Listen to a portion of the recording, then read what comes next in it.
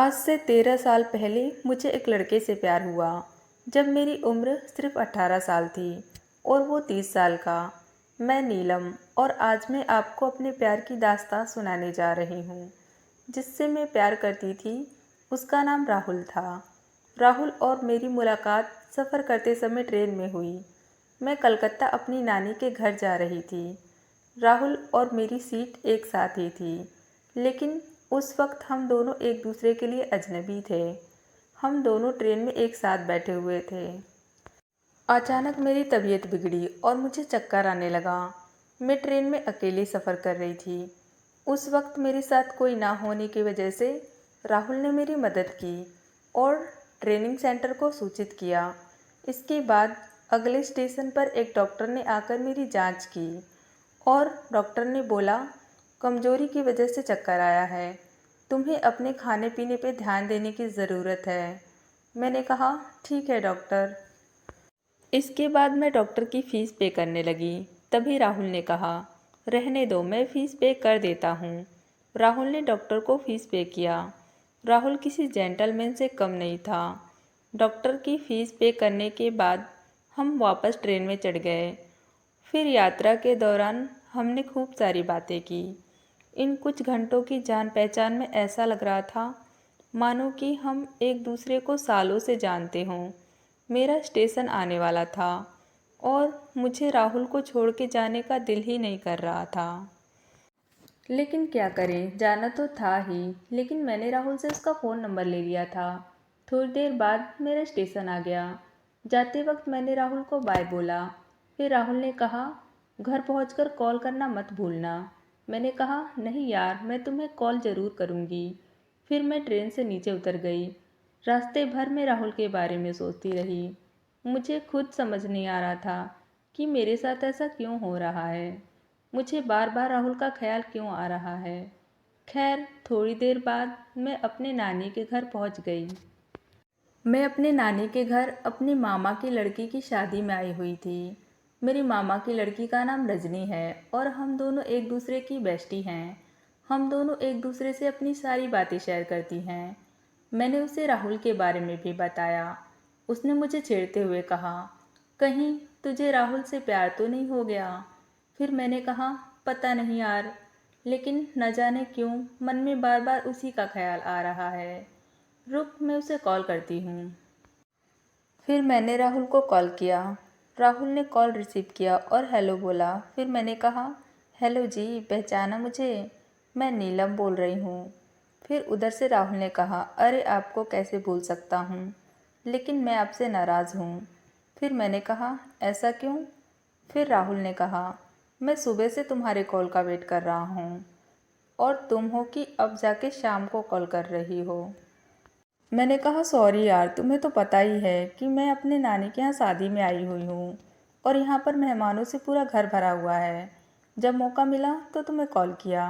फिर राहुल ने कहा, वो सब छोड़ो और ये बताओ कि तुमने खाना खाया कि नहीं। देखो, तुम अपने खाने पीने पर थोड़ा ध्यान दिया करो। तुम काफ़ी कमज़ोर हो, इसलिए तो तुम्हें चक्कर आते हैं। मैंने कहा, ओके जी, अब मैं अपना पूरा ध्यान रखूँगी। हाय, राहुल का मेरे लिए इतनी केयर देखकर अब मैं उसकी तरफ और भी अट्रैक्ट हो रही थी। अब मैं दिन में कई बार, जब भी मुझे मौका मिलता, मैं उसे कॉल कर लेती। अब मैं राहुल से प्यार करने लगी थी, लेकिन मैंने उसे कभी आई लव यू नहीं कहा। मैंने तो सोच लिया था कि सबसे पहले राहुल ही मुझे प्रपोज़ करेगा, फिर जाके मैं उसको अपनी फीलिंग्स बताऊंगी। मुझे तो पूरा यकीन था कि राहुल भी मुझसे प्यार करता है। आज मेरे मामा की लड़की की हल्दी थी और सभी लोग उसको हल्दी लगा रहे थे, मगर मैं तो कहीं और ही खोई हुई थी। उस वक्त मेरे दिमाग में बस यही बात चल रही थी कि एक दिन मुझे भी राहुल के नाम की हल्दी लगेगी।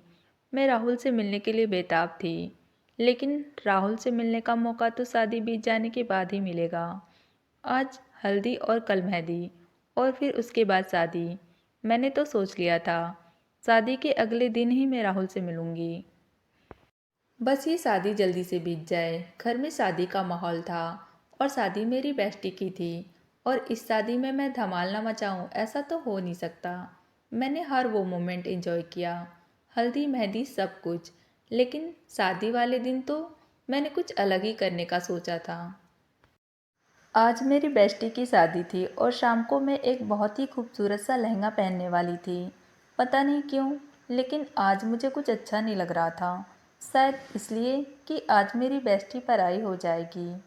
शाम को जब सभी लोग अपना अपना मेकअप करवा रहे थे, तब मैं अपनी बेस्टी के साथ ही थी। उसका मेकअप चल रहा था और मैं वहीं उसके पास ही बैठी हुई थी। तभी मेरी बेस्टी रजनी ने कहा, जा काजल, जाके जल्दी से तैयार हो जा, बारात आने ही वाली है। क्या तू वरमाला के वक्त मेरे साथ नहीं होगी? मैंने कहा, क्यों नहीं यार, मैं अभी फटाफट तैयार होकर आती हूँ। फिर मैं तैयार होने के लिए चली गई। मैंने लाइट स्काई ब्लू कलर का लहंगा पहना और लाइट मेकअप करके मैं फटाफट रेडी हो गई। मैं तैयार होकर रूम से बाहर निकल ही रही थी कि मेरा लहंगा दरवाजे में फंस गया। जब मैंने उसे निकालने के लिए खींचा तो वो हल्का सा फट गया। मेरा तो सारा मूड ही ऑफ हो गया। कुछ समझ ही नहीं आ रहा था कि अब मैं इसे कैसे ठीक करूं। जैसे तैसे करके मैं उसे ठीक करने की कोशिश करने लगी। इस बीच उधर बारात भी आ गई और वरमाला भी शुरू हो गई। तभी मेरी नानी मुझे ढूंढती हुई मेरे पास आई। उन्होंने कहा, सभी लोग बाहर हैं, तू यहाँ अकेली क्या कर रही है? मैंने कहा, मेरा लहंगा ज़रा सा फट गया है, उसे ही ठीक कर रही हूँ।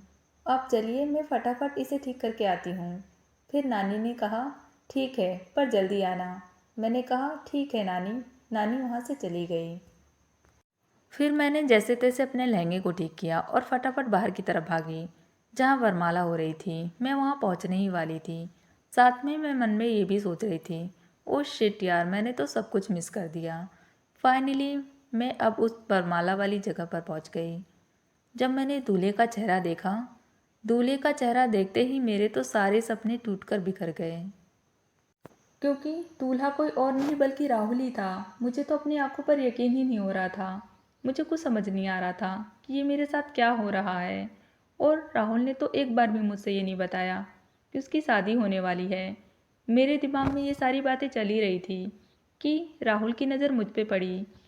वो भी मुझे आश्चर्य होकर देखने लगा, लेकिन उसके चेहरे पर कोई गम दिखाई नहीं पड़ रहा था। ऐसा लग रहा था कि वो इस शादी से बहुत खुश है और यहाँ मेरा रो रो कर बुरा हाल था। मेरे आंखों से लगातार आंसुओं की धारा बह रही थी, क्योंकि मैं अपने प्यार को अपनी आंखों के सामने किसी और का होता हुआ देख रही थी। ज़्यादा देर तक मैं ये मंज़र देख नहीं पाई और वहीं चक्कर खाकर गिर गई। सभी लोग परेशान हो गए और राहुल तो सबसे ज़्यादा परेशान हो गया। उसने मेरे ऊपर पानी के छींटे मारे। मेरी आंखें खुली तो राहुल मेरे पास ही था। मैं वहीं उसे पकड़कर ज़ोर ज़ोर से रोने लगी और बोली, तुम ऐसा क्यों कर रहे हो मेरे साथ? तुम्हें तो पता है ना कि मैं तुमसे कितना प्यार करती हूँ, और तुम भी तो मुझसे प्यार करते हो, तो शादी किसी और से क्यों? मैं तुम्हारे बिना नहीं जी सकती। बताओ, बताओ ऐसा क्यों कर रहे हो? बाकी सब लोग भी वहीं खड़े थे, लेकिन उस वक्त मुझे लोगों की परवाह नहीं थी। मैं बस एक बार राहुल के मुँह से ये सुनना चाहती थी कि उसने मेरे साथ ऐसा क्यों किया। तभी राहुल ने कहा, देखो काजल, तुम्हें कोई गलतफहमी हो गई है। क्या मैंने तुमसे कभी ये कहा कि मैं तुमसे प्यार करता हूँ? नहीं ना, तो तुमने ये कैसे मान लिया कि मैं तुमसे प्यार करता हूँ? मैं तुम्हें सिर्फ अपना एक अच्छा दोस्त मानता हूँ और इससे ज़्यादा कुछ नहीं। राहुल के कहे हुए एक एक शब्द मेरे दिल को छल्ली कर रहे थे, लेकिन शायद वो ठीक कह रहा था। उसने मुझसे कभी नहीं कहा कि वो मुझसे प्यार करता है, लेकिन उसका मेरा केयर करना और वो सारी चीज़ों को देखकर मैंने ही शायद कोई गलतफहमी पाल ली थी। लेकिन मैंने तो उसे दिलो जान से चाहा है, उसका क्या। राहुल की कही हुई बातों को सुनकर मैंने उससे कुछ न कहा। मैं बस वहाँ से चुपचाप चली आई। सबने मुझे रोकने की बहुत कोशिश की, मगर मैं नहीं रुकी।